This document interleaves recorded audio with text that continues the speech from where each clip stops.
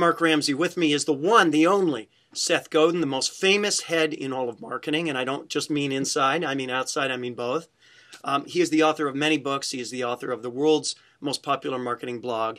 He is a speaker. He is an innovator. He is a starter and a shipper. He is the author of the new book, Poke the Box, which I have in my hot little hand, Seth. Thank you for writing this book, by the way. Well, thank you for that enthusiasm. I think I'm going to carry you around wherever I go, and you can introduce me. Well, good. I need one more job. That's awesome. Seth, Poke the Box is all about starting things. It's really kind of a many-page rant on why you should start things more often, despite potential failures. Why is starting things so important here and now?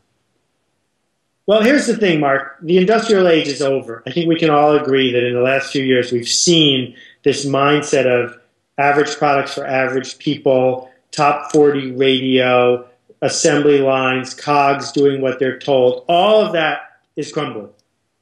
And all of that was supported by people who did what they were told, by compliant cogs in the system who were good at following instructions, by companies that did the same work over and over again, that failure was a bad thing.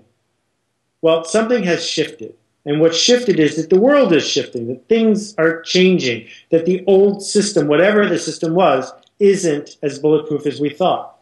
So what will take its place? Well, it turns out the asset that can't be outsourced, the asset that every organization needs is the ability to initiate.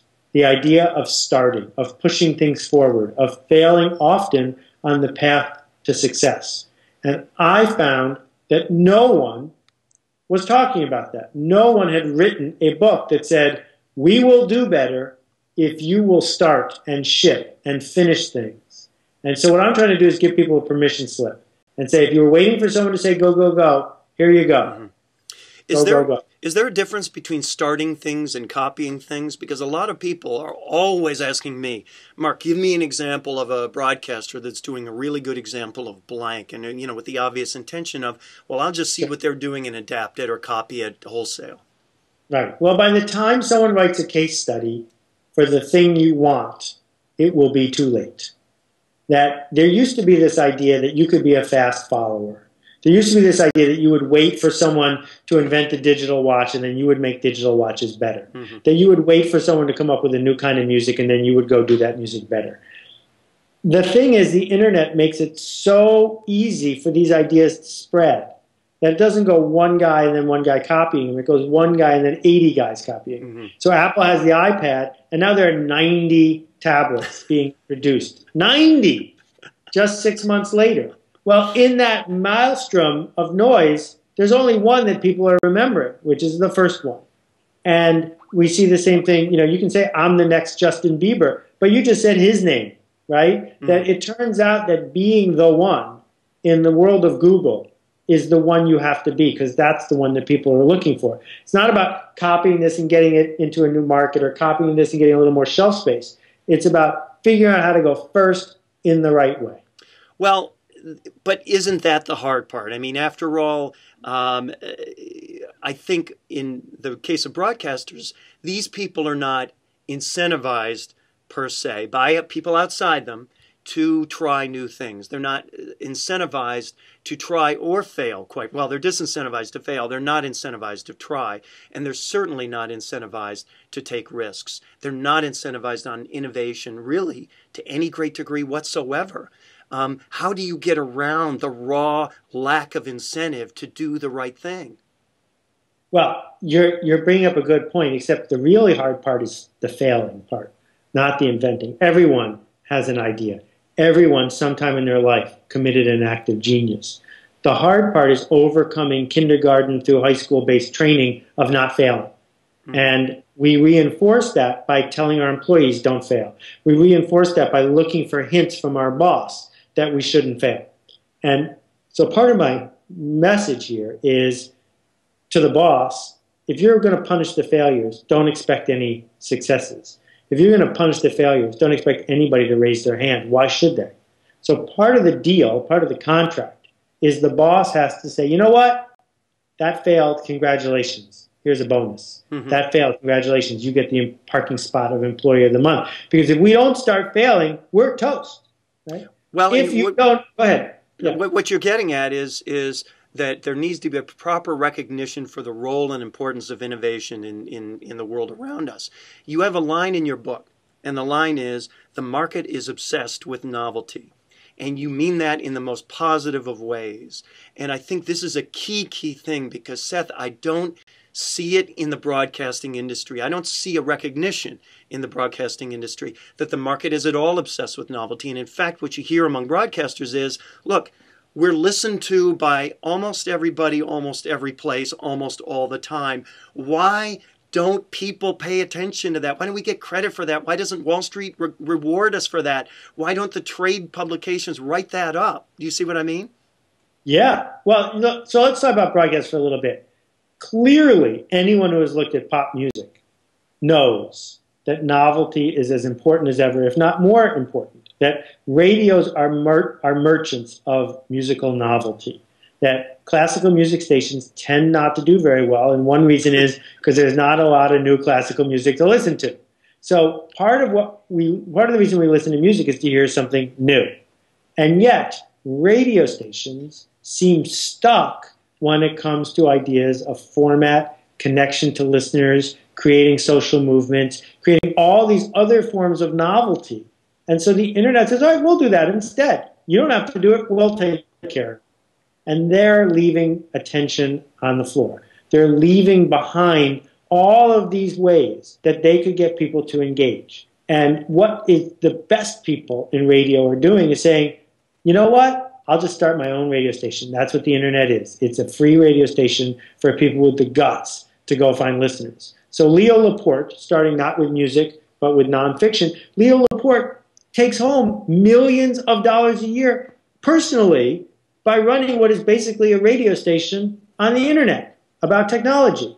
And it's going to be repeated again and again. If you want to talk to people for a living, if you want to use this connection, you can't rely on the handout of Herbert Hoover of 1928 when they gave frequencies to all these people for nothing.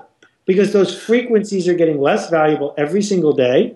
And instead, people are focusing their attention in a different place. Sure, the radio might be on, but there's a difference between being on and you having attention. And the simple example is if you got on the radio and said, please call me right now, how many times would the phone ring? Because I guarantee you, if I went on my blog and said, here's Mark's phone number, please call him, his phone would ring. Let's try that. Here's the psychology inside the average broadcaster. They're saying, I recognize all of what Seth is saying is true. I recognize this. That revenue that I can derive from doing those activities is what I call expensive dollars compared to this revenue that I can derive because I have this federally licensed frequency and this ticket to get money from ad agencies who are waiting in line to hand it over to me for these nameless, faceless, anonymous ears who are listening or at least hearing, if not engaging. I mean, that's the philosophy. Expensive money, inexpensive money. What do you say to those people? Well, I would say quit whining. I mean, if it's working so great, what are you listening to us for? You should just go to the bank and count how much money you have. You're not really saying that. What you're really saying is you would like the new money to be as brainlessly easy to get as the old money. And it's not. And because it's not, and because you're lazy, you're not getting any of the new money, are you? That if you had listened to me and Mark, when was the first time we talked? 8 years ago? I hope it wasn't that long. Probably. All right. 6 or 8 years ago, and said, we're going to start collecting permission by zip code of people who wanted to hear from us. By today, you'd have, I don't know, 500,000 people getting your daily newsletter. You know what that's called? That's called Groupon. And you know what Groupon's worth? I don't know, Yeah. $8 billion? Tell me why Groupon wasn't started by your radio network. I don't know why it wasn't started by your radio network. You had everything you needed to start Groupon except guts. Seth, we have had these conversations over the years, and I don't want to retread old ground, but you know, fundamentally between the lines of all those conversations is this notion, this single central idea, and that is that this thing we think is the radio station with the tower and the audience functioning in the following way with the ad agencies really isn't that at all. Ultimately, what we are is this permission asset with this community of fans and community of advertisers who connect with each other. And our job is to leverage that community so as to monetize it in natural, organic ways, no matter how. Off the air, on the air, in the communities, no matter what. Yeah. Why is it so difficult, though, for broadcasters to get their head and their hands around this? I'll tell you why. It's a little bit like being in a country that has a lot of oil. Countries that have a lot of oil almost never innovate in almost any way. There's a long history of this. Because if the stuff's coming out of the ground, it's just hard to go to school and do your work because you can just go outside and get more stuff. But when the natural resource disappears, you're in trouble. So this, in my hand, is called a MiFi card, right? In 2 years, it won't cost what it costs, and it won't be as big as it is. It will cost 30 cents, and it will be in my car. Now, when I have this in my car, and my radio is no longer terrestrial radio or Sirius radio, but internet radio, what's your license worth, right? Once I have every radio station available in my car, not just the ones that it currently is, but any one I want to invent on Pandora, what's your license worth? I mean, what we've come down to is this. You will not be able to retire before this hits. You were hoping you could, but you can't.